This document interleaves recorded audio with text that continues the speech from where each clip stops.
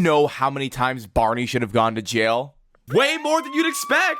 I'm serious, because Barney the dinosaur somehow kept inexplicably finding himself in legal mess after legal mess. From an advertising marathon that broke FCC guidelines, to the infamous lawsuit and ban over his most famous song, to the Barney website literally getting stolen, to the corporate fever dream that was his cancelled action cartoon spin-off, my guy's been in the courtroom way too often. And often losing. So today, we're going through Barney's insane history with the law. Whether that's his deeply unlucky history with lawsuits, rights issues, legal threats, and behind-the-scenes nonsense, this is the story about how Barney basically became a repeat offender. Welcome to the Barney Desk.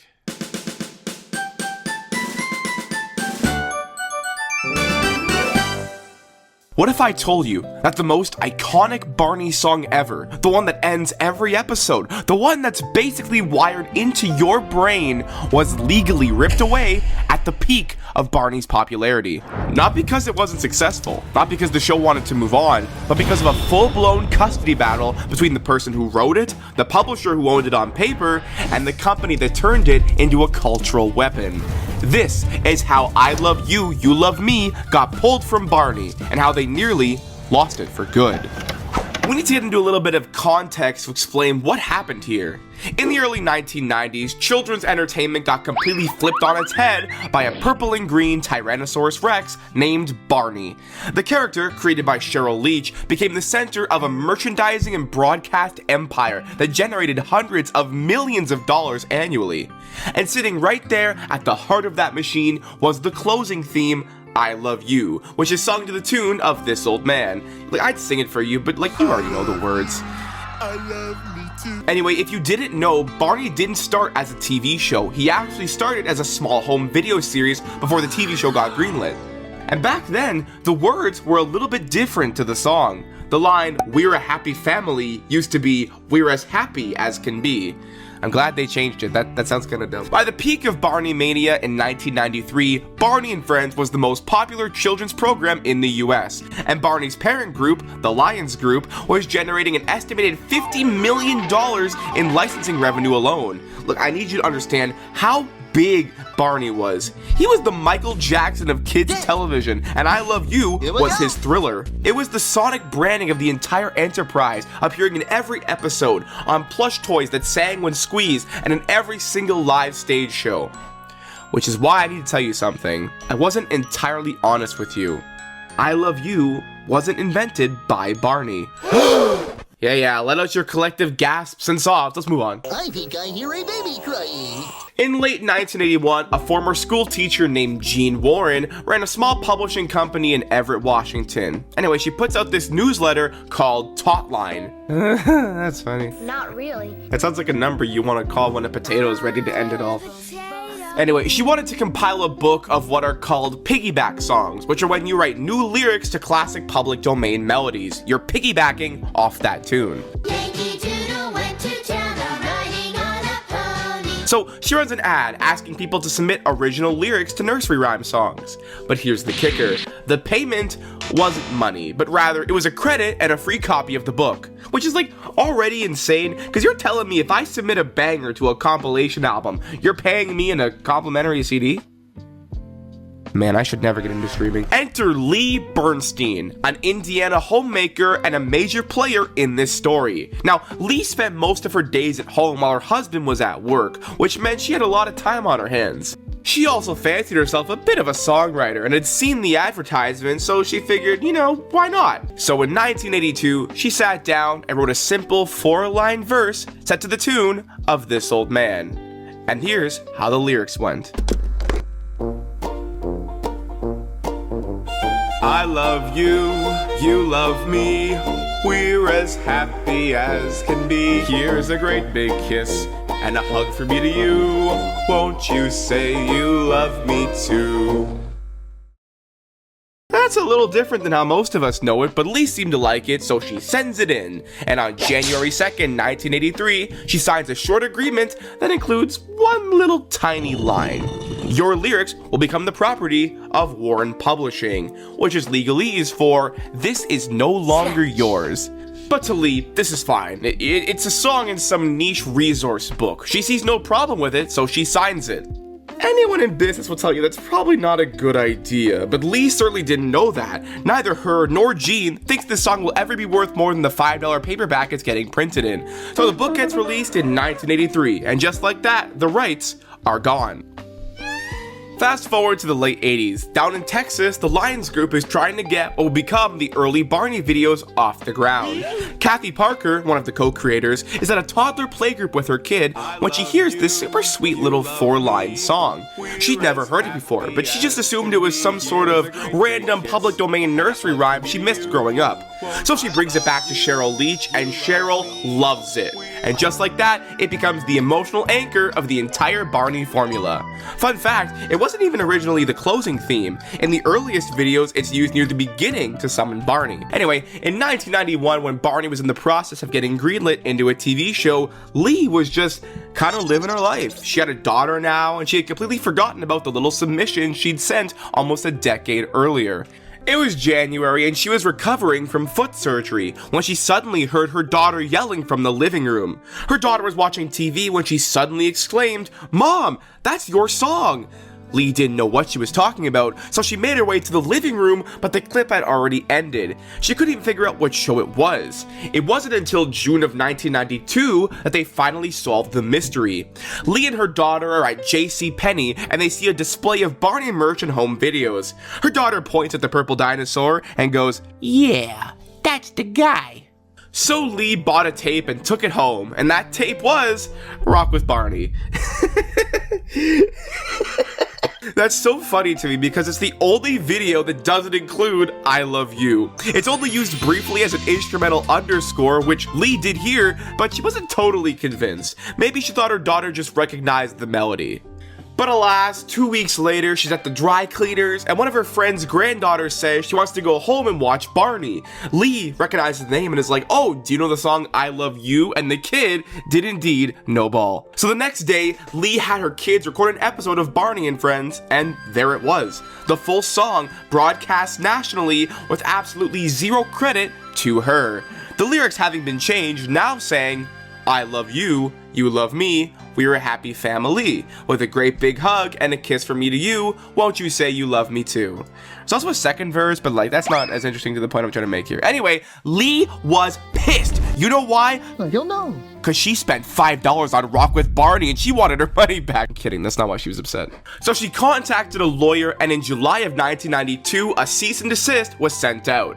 And to Lion's credit, they reacted like a company that just realized they stepped on a landmine. They're not trying to start beef while their dinosaur is taken off. So in September, they cut a deal with Lee. Lions paid her $5,000 for past use, $2,500 for future use, and $2,500 every 2 years after that, adjusted for inflation, and they agreed to credit her going forward. Great, pack it up, gang, day is saved. Let's make another season of Barney, woohoo! And that would have been the end of the story. Lions started crediting her and putting her name on all the albums and videos and stuff, and they now own the song because Bernstein transferred the rights to them. Except, Lee didn't actually own the rights she was selling, because she already signed them away in 1983. And here's where the plot twist comes in. Gene Warren, under Warren Publishing, eventually becomes aware of Barney's existence, and let's just say they did not send a polite email. Probably because emails didn't exist yet. Anyway, from here on out, everything escalates fast, so lock in, guys. On February 12th, 1993, Gene's legal team sends letters to both Lee and Lions, basically saying, "You know that 1992 deal you guys made? Yeah, that's gum on the bottom of my shoe. Lee gave us the rights to the song back in 1983. Look, Lions just started breathing again, and now suddenly they're staring at this letter like, Ay, ay, ay. Within a week, Lions rushes to register their transfer from Lee with the Copyright Office, as if filing paperwork in 1993 is gonna magically undo a contract from 10 years earlier. What were they thinking? Anyway, in May 1993, Gene amends her own registration to specifically single out the I Love You lyrics as her property, and not just part of a bigger book compilation. Stuff is going crazy, man, but everyone's suddenly feeling a little quirky and silly, so lawsuits start flying left and right. In April 1993, Lions files a declaratory judgment against Lee, basically trying to lock in their contract with her was valid before Jean can make the first big move. It's a preemptive strike, but Jean didn't take too kindly to this and responded by going nuclear. She sues Lions, she sues Lee, she sues Time Life, who is distributing season 1 on video, she sues EMI Records over soundtrack releases, she even sues JCPenney for just selling Barney toys and merchandise. Bro's going crazy, no one is safe! That is an insane move, because by that logic, you're not just threatening Barney, you're threatening the entire supply chain that makes Barney money. If she proved she owned the copyright, she could block Lions from using the song, force a recall of millions of plush dolls, and demand some of the profits that could run into the tens of millions. Look, I want to be upset about this, but I respect the grind. Well done, guys. Well played. To say Lions was a little frightened would be the understatement of the year. The filing of the lawsuit had an immediate chilling effect on the franchise. Even though there was no court injunction explicitly banning the song, Lions pulled any and all usage of it to try and mitigate potential damages. Because think, if they lost the suit, every new usage of I Love You would be even more they'd have to shill out. This led to the blackout period, where the song disappeared from all Barney releases. And people noticed, because I Love You is the ritualistic ending to every engagement with Barney. It wasn't present on Barney Favorites Volume 2, which is already weird, but more painfully, it was also not included in Barney Live in New York City or the NBC special Imagination Island. And dude, that hurts. Barney makes his big New York stage debut and he can't even sing his signature song. Instead, he closes with Everyone is Special, which is fine, it's a respectable substitute, but it's not I Love You. Imagination Island doesn't even get that, so in the trash it goes. And as if that wasn't messy enough, the press absolutely latched onto it. The lawsuit was being covered in the news. Adults were confused why this was even happening, and the optics were brutal. The dinosaur who teaches sharing is suddenly being accused of stealing. With the trial scheduled for the end of 1994, the heat had become too much. Lions couldn't really function without their signature closer, and Jean had that signed 1983 assignment that's pretty hard to argue with. They'd already delayed production on a third season, hoping they could use the song again, but it'd been already a year and a half since then. At some point, you run out of runway. Lions knew the fight was over. In June 1994, both sides announced they reached a verbal agreement, which was finalized soon after. The exact number was never publicly disclosed, but the structure reportedly involved Lions effectively buying out Warren Publishing's rights to the song. Jean Warren said she was very pleased with the settlement, which, yeah, I'm sure she was. Considering how lucrative the franchise was, the payout likely climbed well into the high 6 or even 7 figures. Not bad for a $5 acquisition back in '83. Most importantly, Barney got the song back. It officially returned in the PBS special Barney Celebrates Children, which aired in December 1994, and then again in the season 3 premiere in February 1995. From there, it went right back to being the series' emotional anchor, used in nearly every episode, home video, tour, toy, and tie-in, all the way through the series' end in 2010, cementing its place as one of the most iconic children's songs of all time. And that's the end of the story for Barney and Warren. But Lee, yeah, she wasn't too thrilled with the outcome of the lawsuit. So in 1994, she turned around and sued her own lawyer for malpractice, arguing he should have uncovered the 1983 assignment before negotiating that 1992 deal with the Lions Group. The case dragged on for years, and in 2000, we finally got a court opinion that laid everything out in brutal clarity. The court ruled that the 1983 agreement was a valid transfer. The wording, "the lyrics will become the property of Warren Publishing," seems pretty clear. They rejected Lee's attempts to reinterpret it later with one of the coldest lines you'll ever read in a children's song court case. Bernstein's argument that we should inspect the terms of the agreement through the distorted lens of hindsight is unsupported by either logic or persuasive legal authority. Which is legalese for, you can't pretend you didn't sign the thing. They even suggested she was lucky to get that earlier payout from Lions at all, considering she sold something she didn't actually own. So yeah, kind of a bummer for her. In the end, everyone else seemed to walk away with something except Lee, who ironically ended up with exactly what she was originally promised. Just a credit.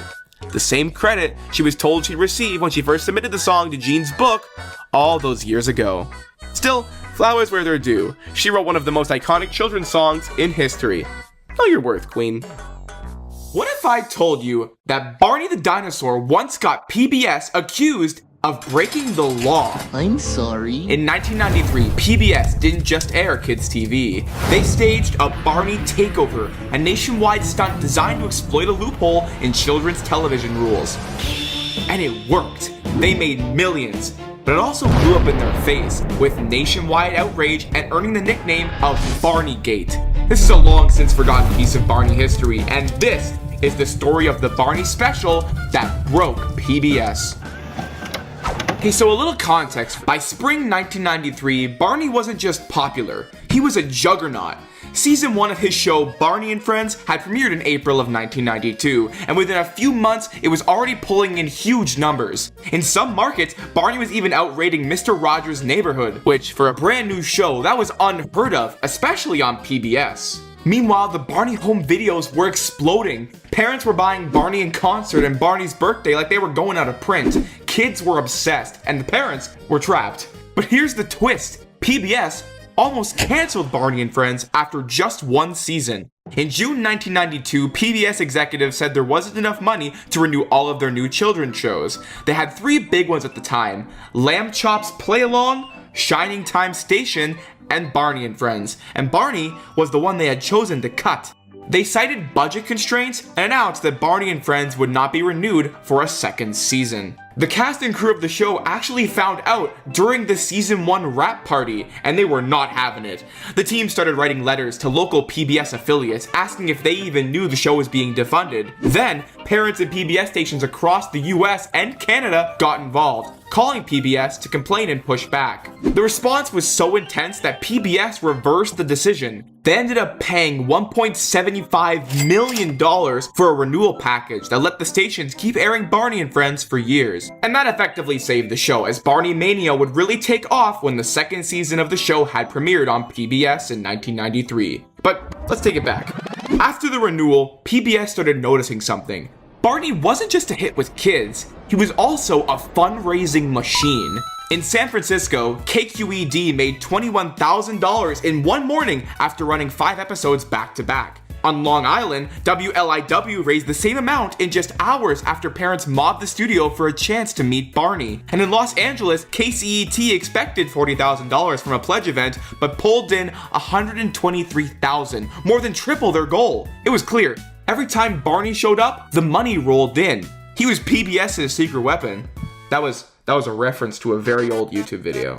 PBS wasn't dumb, they saw this, and so, they had an idea. It's now March 1993, and Connecticut Public Television decides to gamble on something brand new. A nationwide pledge stunt built entirely around Barney. The Barney and Friends Family Marathon.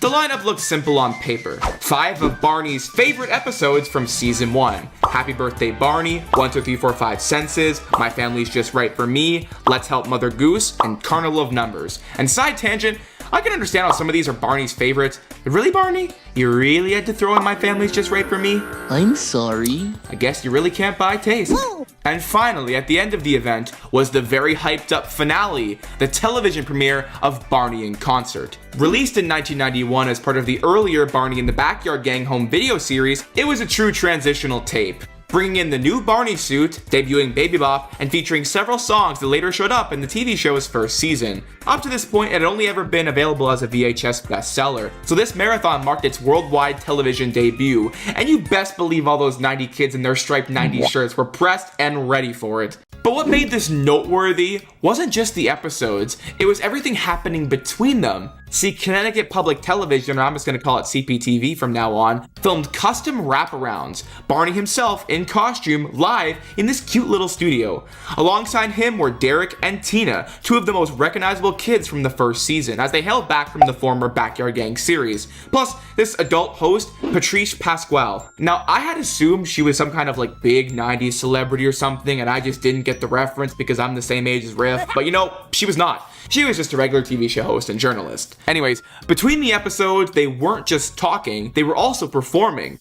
Barney would sing songs with the kids, do little games connected to the episode you just watched, and even drop teases about the upcoming second season, like hints about the at the time unrevealed character, BJ. Quick context, these pledge drives weren't to fund season 2, that was a common misconception. PBS had already allocated the money and season 2 was in production by March 93. The pledges actually helped local stations buy the next set of episodes for their schedules. But see, there was another aspect of this marathon and these little in-between segments. A phone number would appear on screen for you to call in and pledge money. Now, if you've never watched a PBS pledge drive or you just weren't alive to know what this really was, here's the gist. PBS doesn't run ads like Nickelodeon or Cartoon Network. They survive off of donations. So every 5 months they cut into programming with these pledge breaks. Live hosts saying something like, call now to support your local station, and in return, you'd get a thank you gift. Usually it's something harmless like a tote bag, a DVD box set, or maybe even a cookbook. But with Barney, it was different, because the pledge breaks weren't just adults talking in a studio. Barney himself was right there. Derek and Tina were right there.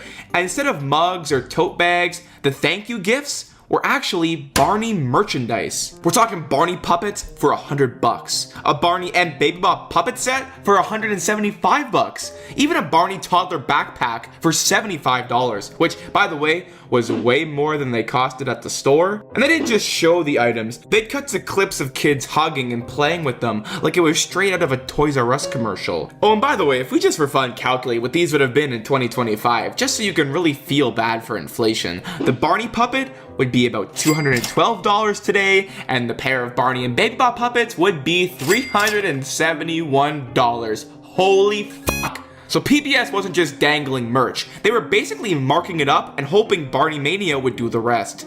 Meanwhile, these hosts would push the pledge line pretty hard. This woman in particular, Donna Drews, she's got this forceful energy about her, you know? Hi, I'm Donna Drews. Thank you for joining us for 13's Barney and Friends Marathon. We're devoting more than 3 hours this morning to everyone's favorite dinosaur because you adults have asked us to. Isn't it remarkable that the hottest children's program today is on public television? That with so many other program and cartoon choices, kids love a show that parents can feel good about too? Well, let's keep this excitement going. Make a pledge right now and be part of the Barney phenomenon. It's like she's trying to manipulate us. Basically like, you begged for this, so don't you dare let it slip away. Barney could be a Nickelodeon cash cow, but lucky you, he's here. So show some gratitude.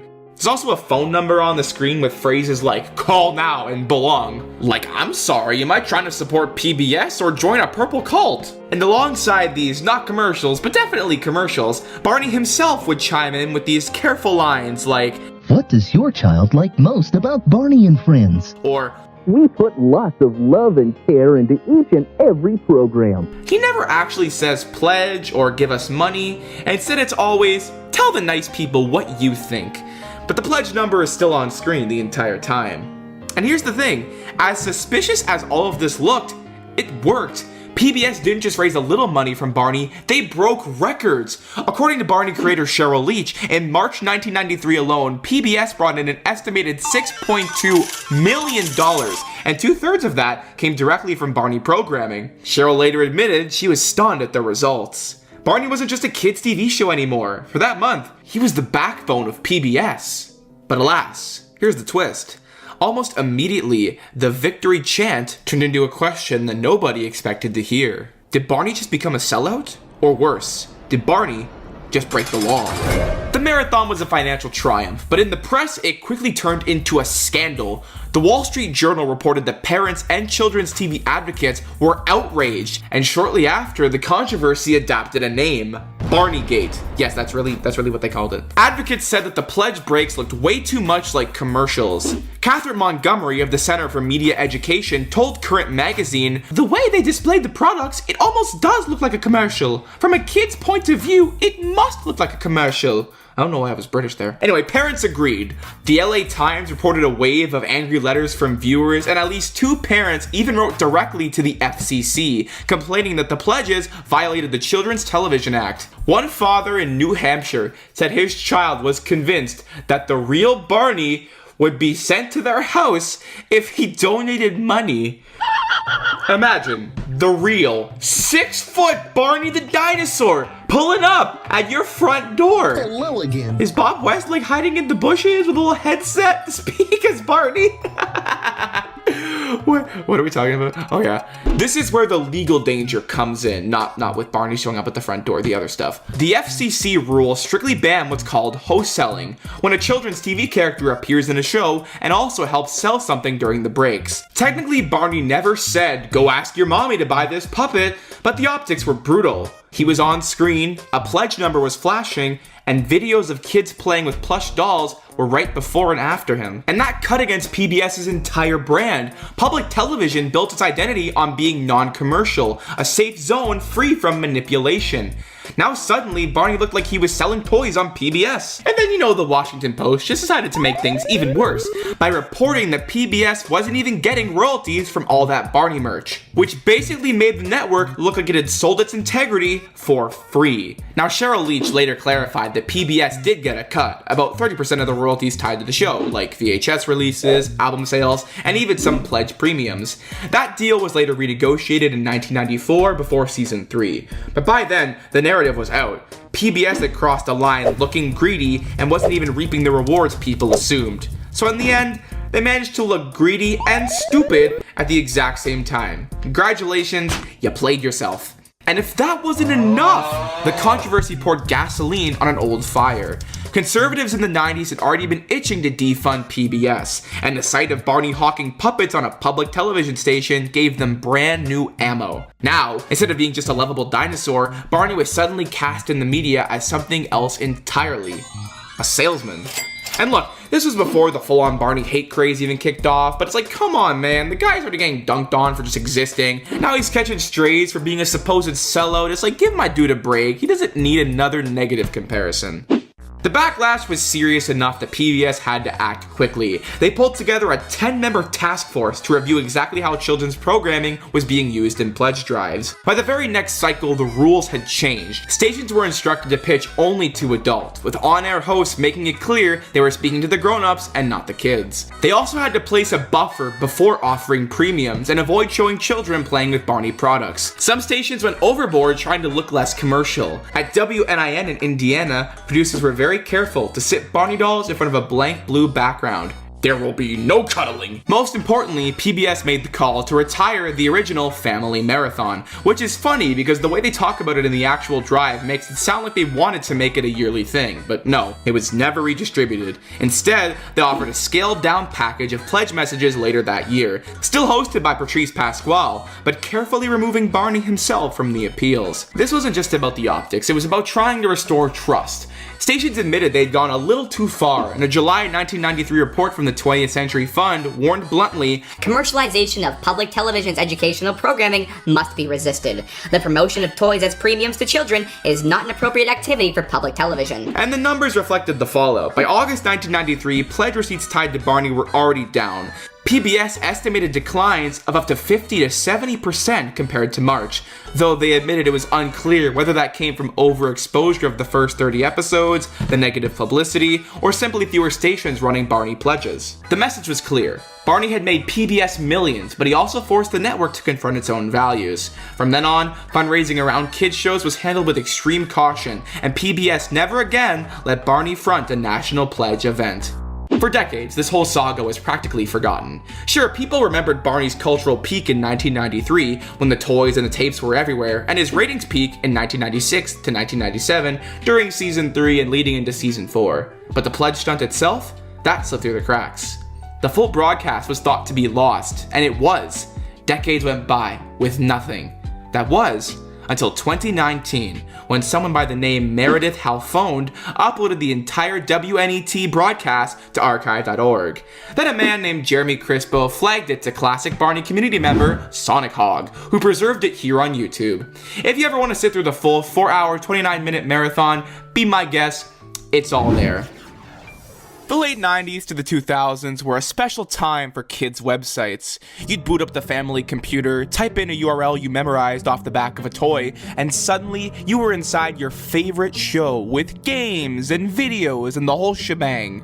Now what if I told you that Barney the dinosaur lost his own website to a group of nefarious domain goblins operating in a dark underbelly of the early internet? And even after months of fighting them, Barney was ultimately defeated. This is how the Barney website was compromised. Alright, so here's some context. If you weren't alive for the Wild West internet years, you need to understand what a domain name used to mean. Back in the day, a brand's website wasn't just a social link in the bio. It was the hub to find out information on something. And for kids brands especially, it mattered because parents trusted specific URLs like they were safety doors. If you typed the official site, you expected it to be clean and curated, and parents knew that. They knew they were safe. So first launched in 1997, Barneygate.com was the franchise's one-stop shop, split into the kids section, the green and purple play page, and the parents area, dubbed the Parents Place. The website had everything from news updates, kid-friendly games, bios of the characters, sweepstakes and giveaways, tour dates for the ongoing Barney shows, and resources for adults. They would even dress up the website for holidays or themed months. It was wholesome, like aggressively wholesome. And here's what's important. When Barney would release merchandise like videos, toys, books, etc., they'd put that URL on the back of it as the official place to go. It was well known. It was digital real estate. The parents were hopping on the barn in the morning, you know what I mean? So that's all great. But here's what went wrong. See, you don't own a domain like you own a house. You own it like the way you own a Netflix subscription. If you stop paying, it's just gone. Say if a renewal gets missed, there's a whole life cycle a domain has to go through. Expiration, a grace period, and then something called pending delete, which basically means the domain is standing on the edge of a cliff. And when it falls, pack it up, gang, we're cooked, man. There are companies that basically live for this. So when a domain is about to become available, there's this thing called drop catching. I cannot believe this is a real thing, but it actually exists, and it's exactly what it sounds like. There are groups whose whole job is watching massive lists of expiring domains, and the second something valuable drops, they have bots that grab it faster than any human could. And the way this works behind the scenes is even grosser. It's not just one company doing one thing.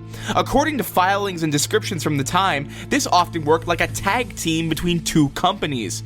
One side specializes in snatching the domains the instant they become available, and the other side specializes in monetizing whatever you just stole, redirecting the traffic, parking the page, flipping it, whatever makes money. It's really a lot like war profiteering. One of these companies, Campana LLC, literally described itself as scanning expiring domains with good search rankings and lots of daily hits, which is a polite legal way of saying we wait for your brand to screw up, then we grab your traffic like it's loose change on the sidewalk.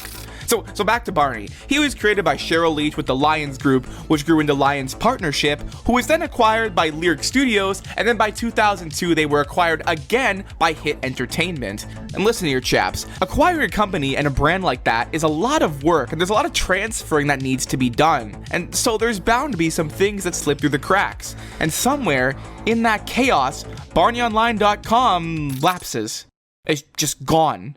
And you're thinking, okay, well, no biggie, let's just renew it. Except you don't understand who's standing in the bushes waiting for that moment. Because the second that domain becomes vulnerable, one of these drop catching operations scoops it up, and Barney Online is now out in the wild. The company that I mentioned earlier, Campana LLC, yeah, they had been waiting for this moment, rubbing their little grubby hands together for this opportunity. So Campana, who's the one side of the operation, quickly snatched the domain in October 2003, and then a company called Netsphere, who was the other side, ended up with it in November of 2003. And do you know what Netsphere decided to do with Barney's URL? They pointed it to a genealogy site, FamilyTreeDNA.com. So picture it, you're a parent in 2003, your kid is losing their mind like, I want to go to Barney! And so you type BarneyOnline.com in because you're doing the responsible early 2000s parenting thing. And then you get slapped with like this DNA testing website. You are not the father. So Lions Partnership and Hit were pissed that their prized purple pal was picked off and pushed through a preposterous ploy. So they pulled their paperwork, piled on the protection, and pursued them. What I'm saying is they sued them. I just kind of wanted to keep the alliteration going. Lions and Hit Entertainment filed a UDRP complaint through WIPO in February 2004 to try and get Barney Online transferred back. And if those words I just said mean nothing to you, here's the simple version. WIPO is the organization that hosts these big internet ownership disputes, and UDRP is basically the internet's standardized domain dispute process. To win, you have to prove all three of these things. A, the domain matches your trademark. B, the current holder has no legitimate interest in it, and C, it was registered and used in bad faith. And you gotta prove all three of these things, not just 2 out of 3, and unfortunately you can't just say, come on guys, it's Barney. And this is where this gets insane, because Barney is a household name, so in your head you assume this is an easy slam dunk, but unfortunately, it wasn't that simple, because UDRP was designed to stop the obvious villain version of cyber squatting, like registering Disney.com with 2 Ys and then trying to ransom it back. It's for cases of pretending to be the brand or confusing consumers on purpose. But this case had like the nastiest angle possible. Barney Online expired and then got re-registered. So Netsphere's argument was basically, well, we didn't steal anything, it was available, we registered it. And from there, they started leading into these weird technicalities. Like, one of the defenses that got used in this case was, Barney isn't just a dinosaur brand, Barney can also be a name. It can be a surname, which like is insane, because yes, Barney is technically a name, but this is not Barney's genealogy hour. This is BarneyOnline.com, the official Barney site. It screams Barney, it smells like Barney, it's got Antron fleece embedded in the source code. But that's the whole problem. Once the judging panel starts entertaining the angle of, well, you did let it lapse, it becomes a question of whether Lions and Hit can prove to the court that this was under bad faith under the UDRP rules, even though it's obviously gross. And so, after months and months and months of fighting, Lions and Hit lose the case. Barney Online stays out of Barney's hands, and they would never get it back. So Hit pivots. They start pivoting people toward Barney.com as the new official base. Because, like, what else are you gonna do? You can't exactly put, please don't type the old one on the back of every toy already in stores. And here's where the story takes a dark turn. Because redirecting to a DNA testing site is honestly the best case scenario. According to how these domain portfolios are operated, the real nightmare is that these redirects aren't permanent. They can be swapped, rotated, monetized, changed whenever someone feels like it. So now imagine this. You've got this URL printed on the back of millions of Barney toys, VHS tapes, DVDs, treated as the official place that parents trust. And overnight, that link could point to literally anything. Any website. I don't need to spell out what that could mean. We actually got a modern reminder of how bad this could have been recently.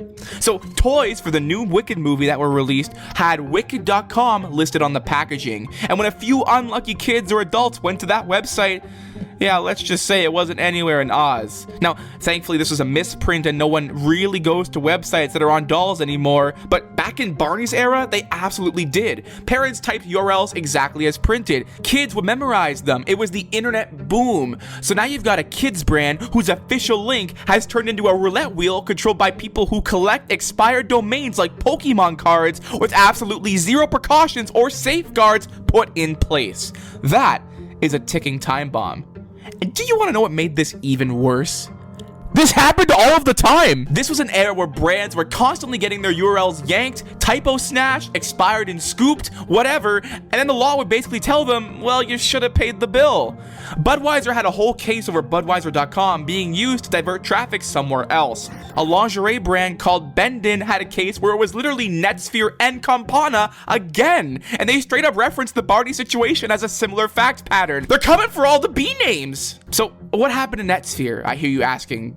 Probably. Well, Netsphere didn't just win the Barney fight right off into the sunset, because after the early 2000s, Netsphere got wrapped up in a much larger domain name war, with years of litigation involving massive domain portfolios, monetization schemes, injunctions, bankruptcy chaos, court-appointed receivers. The whole empire got dragged into court and had the curtain pulled back. So no, Netsphere didn't just get vanished and defeated. It actually got absorbed into the bigger domain grifter ecosystem, where this wasn't the weird one-off situation, but rather the business model. And the final lesson here, deskies, is the most depressing one.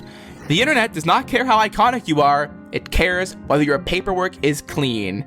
And if your paperwork isn't clean, even the lovable, huggable purple dinosaur can lose his own front door. We can throw this on the pile of the other many Barney-related legal messes, because apparently this brand just can't have a normal Tuesday. Jumping ahead a little bit, tragically, the Barney website would unfortunately shut down on June 26, 2018, with it now just redirecting to Mattel's website. So, pull one out for BarneyOnline.com. And also Barney.com. Did you know that during the peak of Barney's popularity, they had announced a spin-off? But not just any spin-off, an edgy, action-packed show for boys. Something closer to the Ninja Turtles or Pokemon, maybe even Power Rangers. And it was gonna be fully 2D animated with a cool redesign. And then, it vanished. No pilot, no episodes, no nothing. So what happened? Why did it die? And how do you even make an edgy action show out of a preschool brand? Well, let's get into it. This is the story of the cancelled animated action Barney spinoff. Welcome to the Barney Desk.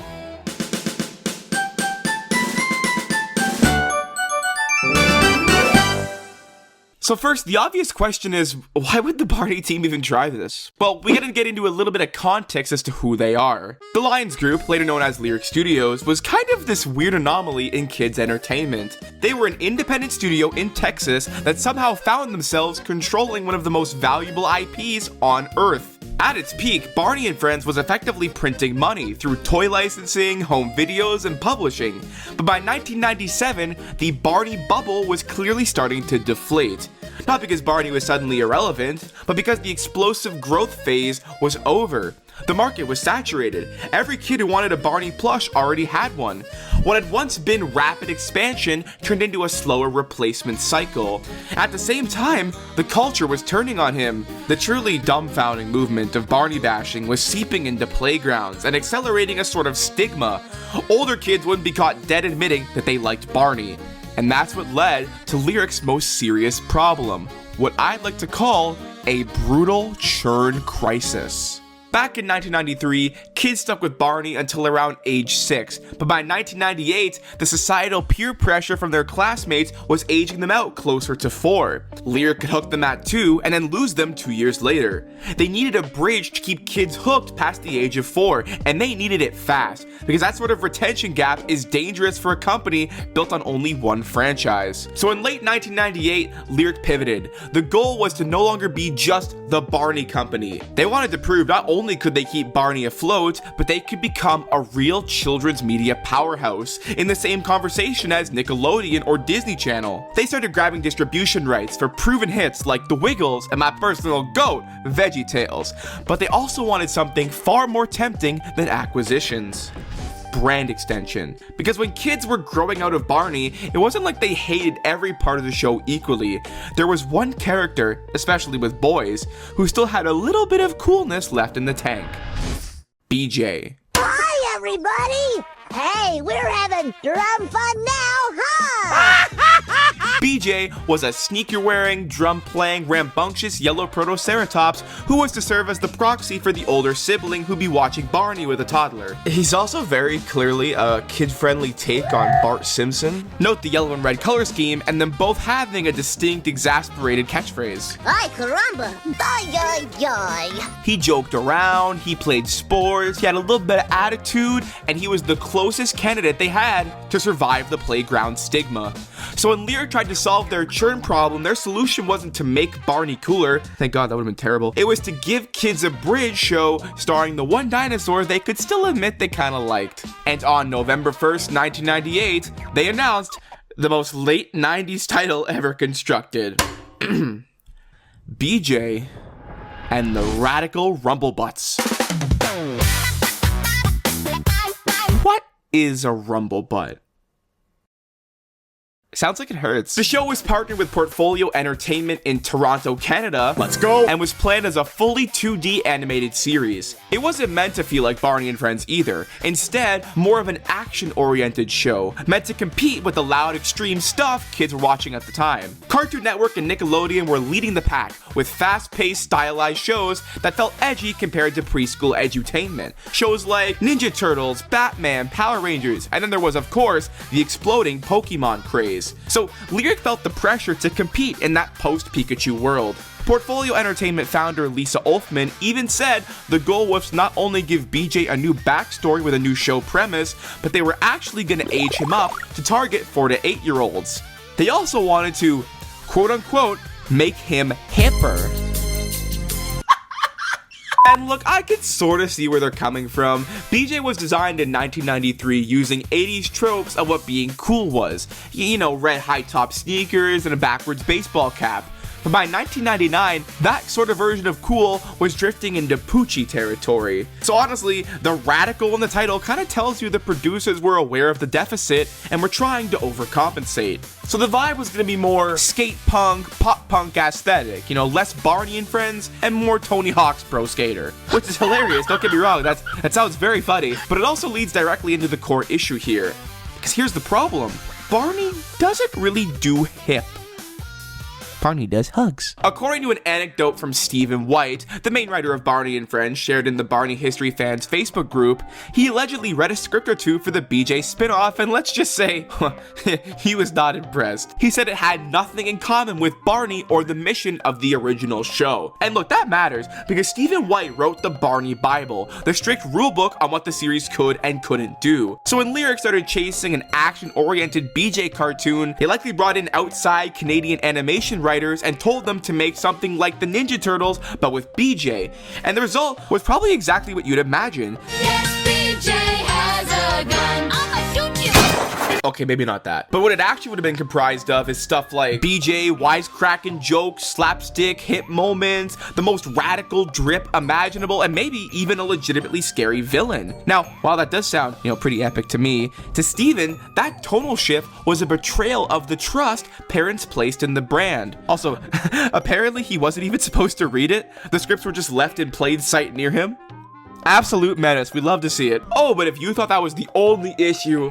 Welcome to the Barney Desk. We do a lot of fun stuff here. You should hit subscribe because you'd be dead wrong. Because another issue is, where does this show air? Because Barney lived on PBS. That's the whole point. It's safe, non-commercial, educational, no advertisements, all those sorts of things. And there's a reason for that. PBS literally has standards that require explicit educational goals built into the characters and storylines, and they straight up flag stuff like rudeness, sarcasm, and violence as things to avoid in kids' content. So a radical, action-oriented BJ spinoff in the same lane as the Ninja Turtles would have been a pretty awkward fit for the PBS Kids brand. But honestly, that doesn't even matter because I want to tell you a little secret.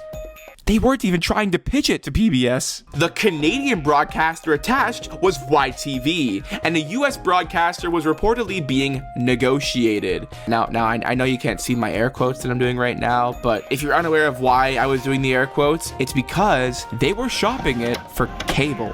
Channels like Cartoon Network, Fox Kids, Nickelodeon.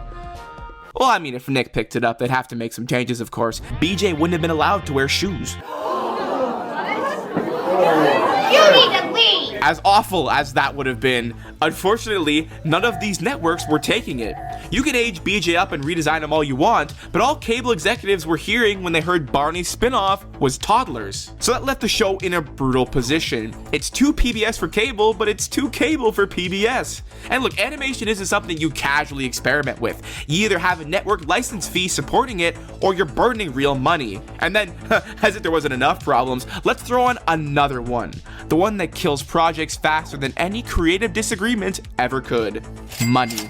If Cabaret taught us nothing, it's that Alan Cumming is phenomenal, but also that money does indeed make the Ved go round. Because while Lyric was out here sipping martinis on their Barney-shaped yacht acting like the next Nickelodeon, they were also spending like it. In 1999, they launched a massive 60,000 square foot expansion of their Texas headquarters with brand new sound stages. Simultaneously, they poured millions into acquiring the Wiggles, which would pay off in the US for quite a while, and were pumping out a lot of increasingly high budget Barney home videos. Now, Barney's revenue was still strong, but it had leveled off.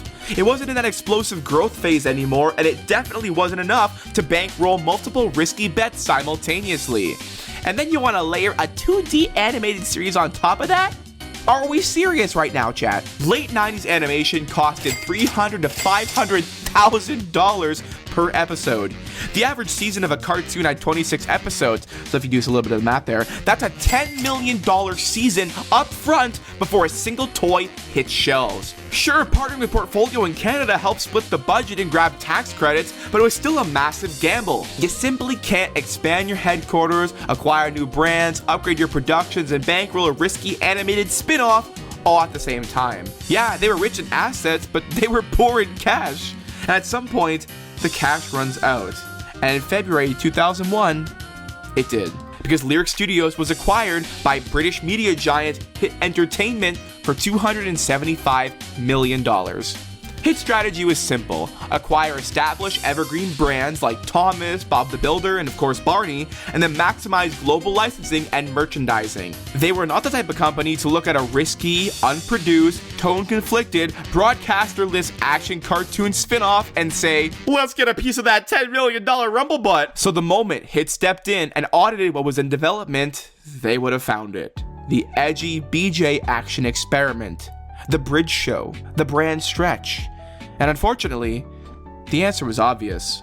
So somewhere in that late 2000 to early 2001 window, the project was quietly terminated. No! That's why this story is so frustrating, because it's not lost media in the fun way where someone finds like a 240p clip on an iPod and we all cheer and celebrate. It's lost to the archives of a billion-dollar corporation.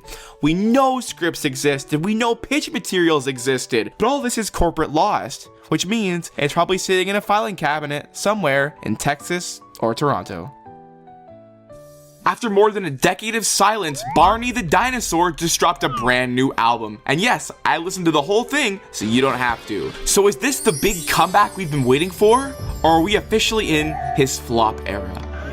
So for starters, the last real Barney album was perfectly platinum back in 2009, and yet technically the Birthday Bash stage tour soundtrack came out in 2011, but only if you physically attended the tour, so good luck finding that anywhere else besides a few YouTube videos. Barney and Friends finally ended in 2010, and right after that, Mattel swooped in and bought the brand, and immediately they started doing such incredible things like this, and even just masterpieces all around. But in 2023, they finally tightened the screws and brought the Barnosaur back for a new generation. They kicked it off with a social media video of Barney talking about how he hasn't seen us in a long time. It was cute, but eager fans instantly noticed that Barney sounded a little different. Hi friends, it's me, Barney. Isn't it nice how some things are still true, even when you're all grown up? He definitely didn't sound like Dean Wendt, who voiced him for the entire back half of the show. Did you have a good time on our trip? It's always fun to travel with the people you love. Instead, he sounded a lot closer to Bob West, Barney's original voice actor and the voice you'd probably associate with the character. Oh, hi there! Oh boy, oh boy! Hi everybody! And no, before anyone gets excited, it wasn't Bob, even though Bob is alive and well and still does the voice impeccably. This is Barney, and this is what he sounded like. The new voice was actually Corey Durham, a younger impressionist / voice actor who used to post Barney impressions with plush toys, and people genuinely loved him. And I'll give Corey his flowers here. Between this clip and the skits they'd release afterwards, he's pretty good. My only critique is that sometimes he sounds a little bit flat or overly tuned, but let's be honest, that's probably just Mattel being Mattel. We all know how great their creative direction is. So with the relaunch underway and the CGI series finally being quietly put out of its misery, Barney is back in classic form. And that brings us to today, a brand new Barney album. A Christmas album. Okay, well, we already have a Barney Christmas album, but surely this one is full of entirely new original songs, and it isn't redundant at all, right? Let's talk about the cover first. Over a decade of silence, and this is what we came up with. This simple red and green background, basic logo, and the second most overused Barney image of all time. If you're wondering what the first is, by the way, check out my video on the most infamous Barney images in the top right. Also, this Photoshop Santa hat is odd to me because the pom-pom should definitely be behind Barney's head. That doesn't make sense, whatever. It looks like the whole cover was thrown together in about 2 hours. But hey, we don't judge a book by its cover. Unless the cover has a purple frog on it, in which case all the bets are off. Anyways, let's talk about the songs. I'll be trying to show somewhat related visuals because this is just an album with like no video content, so that's what you're gonna get. We've got a very standard lineup here, like aggressively standard, and none of the Barney exclusive winter songs. No Winter's Wonderful, no I Love the Holidays, not even a Christmassy version of I Love You. That's really a shame. It's basically all public domain Christmas music because I'm guessing Mattel didn't feel like dealing with royalties for anything original. We kick off with We Wish You a Merry Christmas, and Barney immediately jump scares us with Hi friends! Modern Barney is just obsessed with that phrase. What actually surprised me is that there are backing vocals, and you, my beautiful special viewer, might assume that means Baby Bop and BJ are present on this album. But no, we live in the worst timeline, it's just some kid choir vocals. Instrumentally, the song is simple but Christmassy enough, though they keep swapping out lyrics like true love or kin and replacing them with friend. Good tidings we bring to you and your friends. Sure, okay. Jingle Bells is actually a step up here. It's got more rhythm, it's got a bit of those DJ scratches, a steady beat, like they tried something. They put in like 10% of effort this time as opposed to 5. What's becoming really clear to me though is that Corey is singing in the Barney voice, not singing as Barney. Oh, jingle bells, jingle all the way. There's no oomph, there's no character-driven excitement. It's like Bob West's voice mixed with Dean Went's flatness. Sometimes he even slips into a little bit of Duncan Brandon with that light nasally falsetto.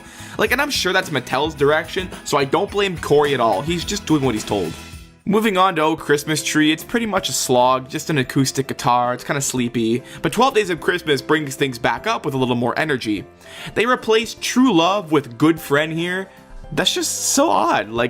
I could sort of see if I squint why they did it to make it more, I guess, familiar to the Barney character, but these are Christmas songs. They have old-timey lyrics. So does Jingle Bells. So does Oh Christmas Tree. So I don't think it's a necessary change, but, you know, you do you. This song probably sounds the most like something you'd hear in an actual Barney Christmas video, probably because the kids get more individual lines, whoever these kids are, and Barney sounds kind of closer to his lyric era voice. It's still missing the excitement, but it's decent. Then we hit track 5, Toyland. This song is so unbelievably funny to me. Maybe it's because I'm Canadian or something, but I've never heard of this before in my life. Honestly, that might have been a blessing because hearing it for the first time now makes it even funnier. It's another slow track, but every lyric is broken up by these long pauses, and combined with the flattish delivery, it sounds like a robot song. Toyland, little girl and boyland. What are we doing? What is this song, bro? Can we make Toyland the new Barney meme? Toy, land. Alright, before we get to the final track and the actual verdict, if you enjoy these deep dives into the legacy of the Barney brand, consider joining the Deskies. We have an awesome community here, and channel memberships genuinely help me make more videos like this. You get early access, behind the scenes stuff, members only videos, and literally so many extra goodies, and you can get it all for even less of the amount of money Mattel puts into Barney, which we know isn't a lot. Hit the join button if you want to learn more and support the channel. Back to the album. Finally, we close it out with a reprise of We Wish You Merry Christmas. This album is 6 songs. Did we need a reprise? Anyway, it sounds like a late 2010s Chuck E. Cheese music video instrumental. That's the best way I can describe it. It's more upbeat with some electric guitar, but somehow it's still very slow. This entire album was produced on whatever planet speed does not exist on. So, is this album awful? No, it's fine. It's passable. It's the kind of thing you throw on for your kids while you're decorating the tree, and it triggers the smallest flicker of nostalgia in your brain because you watched Barney when you were 4, and Mattel knows exactly how to milk that. It's not offensively bad, but it definitely lacks the magic and charm of an authentic Barney album. There's no warmth to it. It feels very calculated and corporate. Corey, for the record, is doing his best, and like a lot of us in the community, he's a real fan. Fundamentally, he gets Barney's voice. He has the right foundation, but he isn't being directed to go beyond that. He's not being pushed into the full performance side, the emotions, the warmth, the character choices. Like I said earlier in the video, he's singing in a Barney voice, not singing as Barney. And like we've heard Corey do a really good Barney voice before, in the skits. I don't know, Mattel needs to let him cook. I'd like to bet that this album was originally intended to be a Barney's World tie-in with Jonathan Langdon, and then someone at Mattel panicked and was like, no, switch it back to classic Barney because they're trying to quietly bury the reboot. If you want the real spirit of Barney at the holidays, Go watch one of the Christmas specials, or listen to the Christmas album, or even watch Barney and the Macy's Parade. I actually just made a video on Barney and the Macy's Parade, so if you want to check that out, it's up in the top right. But anyway, all of those feel like authentically Christmassy Barney spirit. This one feels like Barney with a TM next to it. If Barney ever drops another album, real, original, or otherwise, you'll already know I'll be here to cover it. And that is the insane history and breakdown of Barney's legal woes. I hope you enjoyed this video, and if you did, you should consider subscribing. I do a lot of deep dives on the forgotten history of the Barney franchise and brand, so if you find this interesting, click the button below. This is my first time doing a compilation on the channel, and honestly, I just kind of wanted to give you guys a new, different way to watch Barney Desk. You know, something you can throw on while you're cleaning your room, or building something, or gaming, or organizing your collection, or eating, drawing, ball taking, anything else you want, without needing to stop every few minutes to click on a new video. So, if you guys like this format, definitely let me know. And speaking of you guys, you can also join the Deskies, our little community here, where you get behind the scenes videos, early access, voting and polls, custom badges and emojis, and access to our Discord server. We always are having a ball in there, and it's a great way to support the channel if you like what I do here. As always, I've been the Barney Desk, and thanks for watching.